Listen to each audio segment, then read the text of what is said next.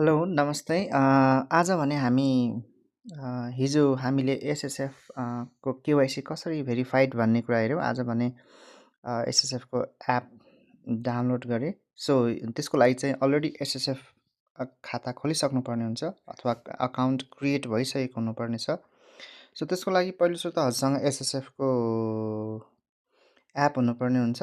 So त्यसको लागि search बक्समा जानु, प्ले स्टोरमा गएर सर्च बक्समा जानुहोस् र एसएसएफ भनेर टाइप गर्नुहोस्। यसरी यो जुन सोसियल सेक्युरिटी फन्ड एसएसएफ भनेर दिइएको छ, यो एप नै हो। अहिले यो इन्स्टल भइसकेकोले यो ओपन स्टेटमा छ, नत्र यहाँनिर इन्स्टल भनेर आउँथ्यो है। सो जस्तो अरू कुनै एउटा भनौँ न प्राइम भनेर चाहिँ इन्स्टल भनेर आएको छ नि त है।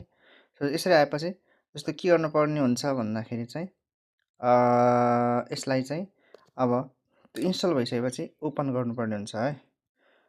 ल ठिक छ, यसरी ठिक छ, यस्तो आउने हुन्छ। सो फर्स्टमा हामीले चाहिँ सुरुमा खाता बनाउनलाई है, खाता खोल्नलाई यो साइनअपको बटन देखिराख्नु भएको छ यहाँ तल, don't have an account sign इनको तल एउटा ठुलो साइन इन र यो फिगर प्रिन्टको तल don't have an account what गरेर साइनअप भन्ने एउटा लिङ्क छ, त्यसलाई क्लिक गर्नु होला। त्यसपछि आफ्नो एसएसएफआइडी यो हजुरलाई दिइएको हुन्छ, त्यो र हजुरको आफ्नो रजिस्टर्ड त्यो एसएसएफ त्यो चाहिँ लगभग एसएसएफको आइडी भन्ने जस्तै हो।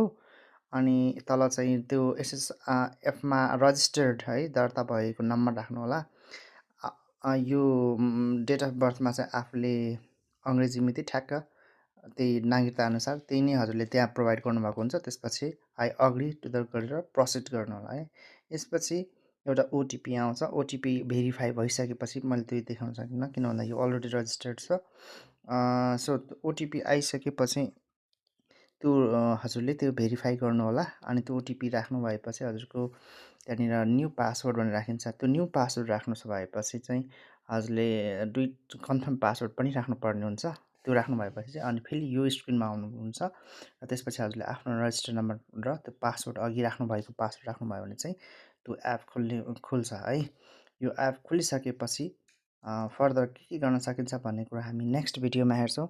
यो चाहिँ हामीले सामाजिक कसरी अनलाइनबाट हामीले एक्सेस अथवा एपबाट हामीले हेर्न सक्छौँ, मतलब प्रयोगमा ल्याउन सक्छौँ अथवा होइन वेबसाइट मात्रै जानुपर्छ भन्ने छैन, एप पनि बाट पनि हामीले लगभग धेरै कामहरू गर्न सक्छौँ। लगभग यसमा वेबसाइटमा एनसेन्स त्यो वेब एप भन्दा चाहिँ अलिक कम काम हुन सक्दा पनि यसमा पनि जस चाहिने कुराहरू चाहिँ राखिदिएको छ।